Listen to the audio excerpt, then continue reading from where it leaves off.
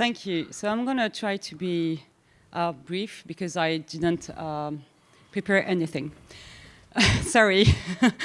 Well, our panel regarding commodities and supply chain was, I would say, amazing. With amazing speakers, we had like IBM that had shared their project with TradeLens.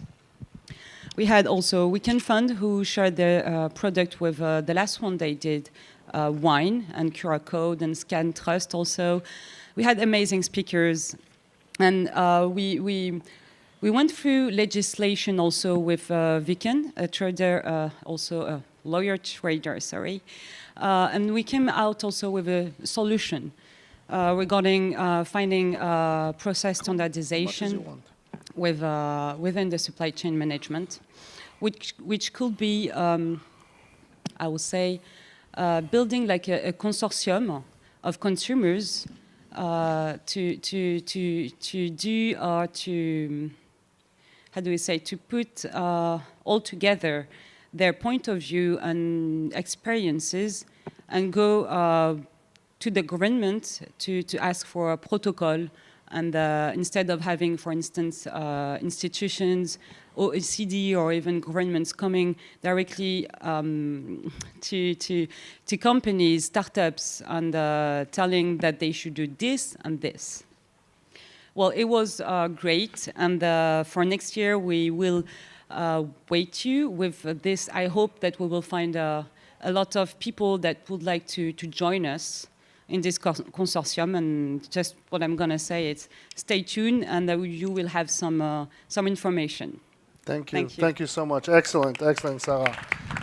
Olivier, please enlighten us what everybody learned. Thank you, Alex. Yes, so the panel for entrepreneurs and businesses, we had 6 presentations, and then we had a round table. Not that too many questions of the public, though we had a lot of people in the room. Basically, we covered many different topics. One, mass adoption is not for tomorrow because it's already not for today, so we have to wait a little bit. But for the implementation for small, medium-cap businesses, hard to find a way to tokenize some kind of product, just like a piece of bread that is done, or a bottle of wine, although people are also going already in this business. And what is a trend to slower the process, as it was raised by the public also, is that it's much more difficult to have a bank account related to crypto in Geneva than in Zurich. I tried to prove the people wrong, and Alexis Roussel also agreed, as he works with the Neuchâtel economy, agreed with the fact that it's wrong because there are a lot of ways to open bank accounts. We worked also on the analysis of the transaction just to make sure, with Pavel Kuskowski from CoinFirm, to make sure that there is no crime business in the history of one particular address, one particular token. From Pavel's point of view, there is no criminality chance in the future in the blockchain environment because of the tracing, even though even with the Monero, Zcash, or Dash anonymous cryptos, for technical reason, he could explain, he did explain, it would be too long to explain here. We realized also some people in comments in the public said there were more financing of crypto-related projects in Zurich than in Geneva. Andre Gudel from KPMG disagreed with that because he said there was a lot of investment in EPFL, but then they might not all be related to crypto blockchain, that's true.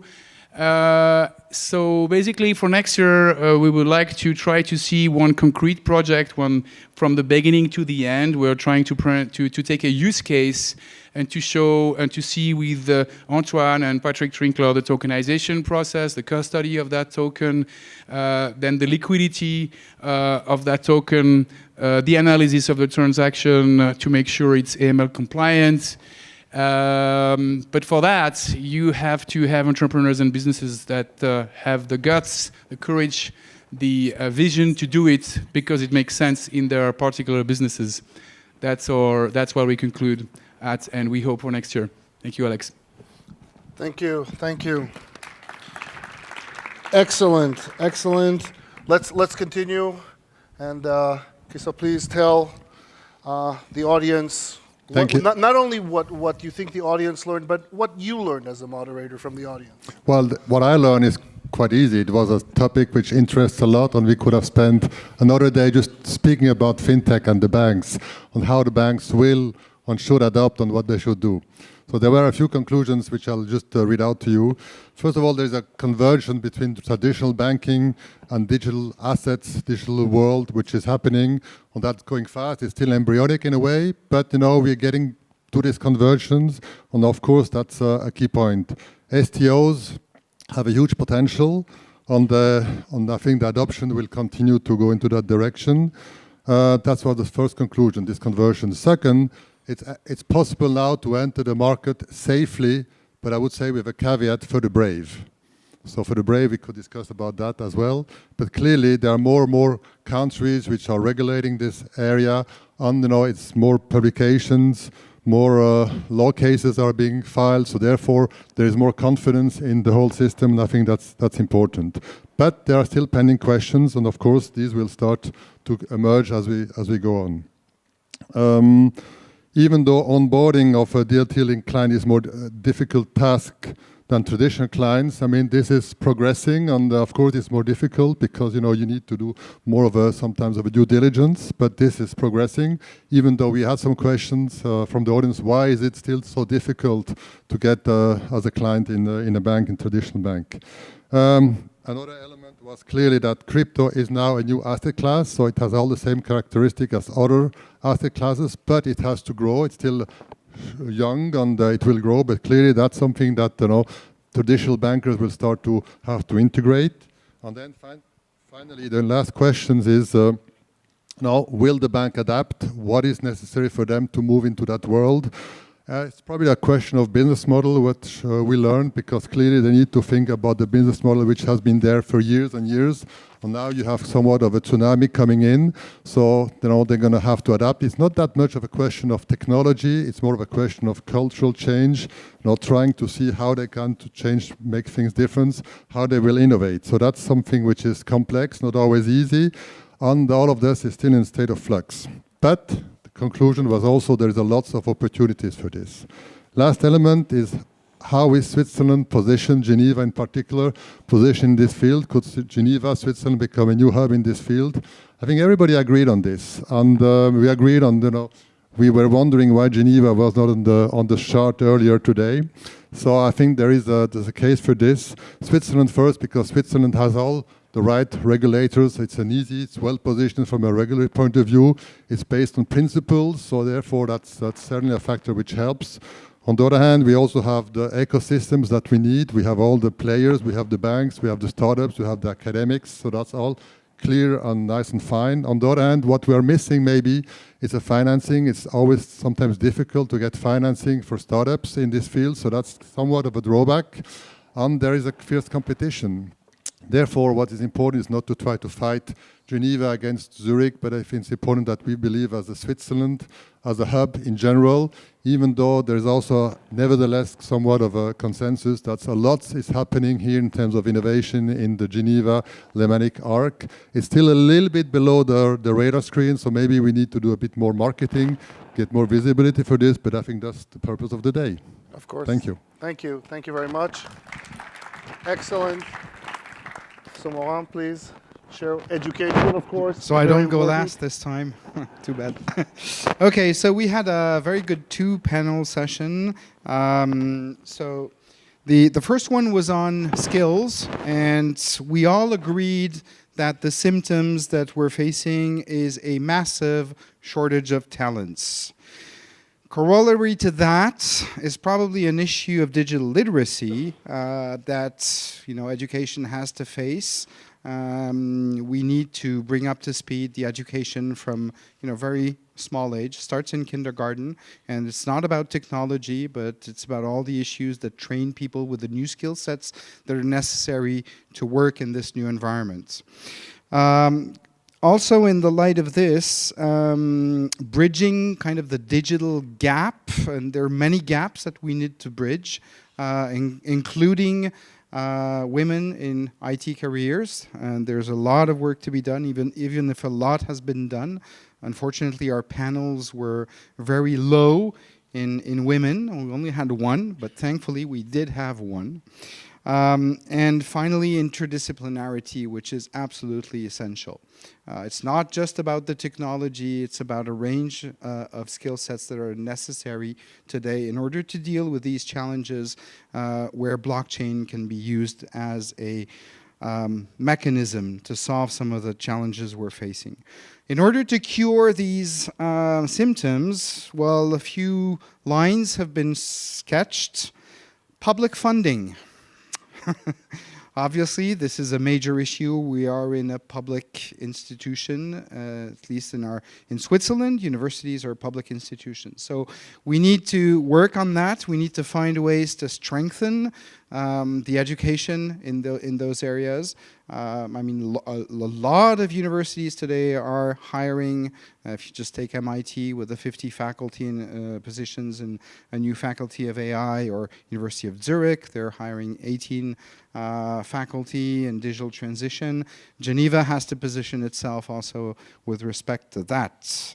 And now, since public money is scarce, we need to find new ways of dealing with this too. And public-private partnerships are an avenue that has to be explored, including with privately co-funded shares, either in matching funds or solely funded by the industry. This is also an avenue that has to be explored. So that was for the first panel. The second panel dealt with academic credentials and diplomas. And here, well, we're living in a world where for most of our lives now we have to learn. So it's called lifelong learning. So there's going to be issues about portability of skill accreditations, of preservations of those diplomas and accreditations and skill traces. And obviously related to that, if we're considering blockchain technology, there's a whole issue about user experience. I mean, how do people understand what it is to have their diplomas and their skill traces on a blockchain? I mean, this means nothing unless we have the proper user experience that is attached to that. So it's going to be, that's also a challenge to be faced. Now, in order to kind of cure these symptoms, well, we stressed some ideas, among which an academic blockchain could be interesting, at least maybe nationally or internationally, to try to kind of store some of these information. An alliance for education, also in terms of blockchain, that could be used in terms of tracing skills and diplomas. This is also something that could be interesting. And self-sovereign identities, which could play a role also in these areas. I think for the most part, this is what we talked about over the 2 hours and the 2 sessions we had. Excellent. Excellent. Thank you very much. Najib, encore. Sorry for the delay. I was moderating the panel, Digital Identity and Protection of Privacy. So we started the panel with Tay, which is himself, I will say, still refugees on the person called Invisible Man. Still today, he has no real or valid identity, and he explained, he gave us his story about how he moved from Kuwait, Syria until Amsterdam, and the difficulty he has to prove himself, his identity, since he was displaced from the war in Syria to Amsterdam without any paper and without any valid proof of identity. So the story of Tay was very interesting in a way that getting and proving his identity with a country where there is war or conflict is quite difficult today. So we have started the panel with that and discussing, also exchanging about how we could prove identity or give an identity to refugees, which is today is trying to find a refuge in a country and without having trust in the government. And we exchange with Red Cross, ICRC. They explain us that the first mission of Red Cross is to save life, and to save life, they have to protect their identity and with a principle called "do not harm." So they have to keep in mind that if they provide something which identify a person, this identification should be really secure, because in a way that if this identification could lead to make a mixing of different patterns and find ethnography and religion and so on, could be dangerous for the life of the person. So we start the debate with how we could protect identity for refugee with a blockchain. So I tried to explain blockchain and the principle to have what we call I think you mentioned self-sovereign identity. And I tried to compare a centralized model to a decentralized model. I think if you have read the press last weekend or last week, you have seen a massive database found on the net containing more than 1 billion credentials, mix of different hacks happening in the past. It could be a hack you know already, but all the hacks combined in one big database could get more information than only username and password. So if you combine all these centralized database together, you can profile a person. So I was trying to debate with the panelists what will be the model for tomorrow. Do we need and still trust the centralized giant internet company where they manage for ourselves for free? That's the thing. They manage for free our identity, and what they will do with that. Do they monetize that beyond us? Do they make money? Do they share with third parties? So it was very interesting to listen Monique Moreau on that, about point of view about privacy and what will happen if we let this company managing themselves their identity in the futures, and not only our identity, but also I will say our life. Because right now, when you still, today, as I think everybody here in this room use the smartphone to go here, to find the place, to take plane, to take a vacation, to go to the doctors, all of this information is stored and managed by this giant. So what was being discussed is also, do we let these models continue like before, like it used to be? More and more we use that, and it was interesting to see how, for example, the healthcare industry, I think, Alex, you can also add a word on this.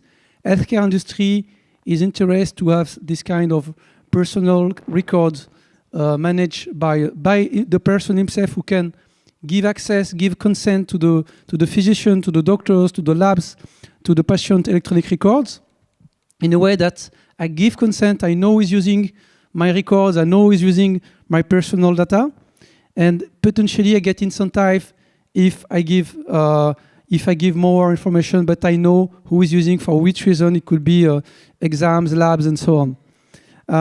Then we have, so we finish the debate with open discussion about do we continue like this with letting company managing our identity, or are we going to completely decentralize identity? So we start the second part of the panel with a concrete case about e-government and e-government and healthcare. So in e-government, I will say most of the European countries today use massively electronic ID. Some countries use already for convenience and for making life of the citizen better. But in some countries, there is still concern about, okay, if we move to an electronic ID, the government will control voting, they will control access of all activities we are doing on the internet. It could be banking, it could be doctors or whatever. So there is still concern about privacy.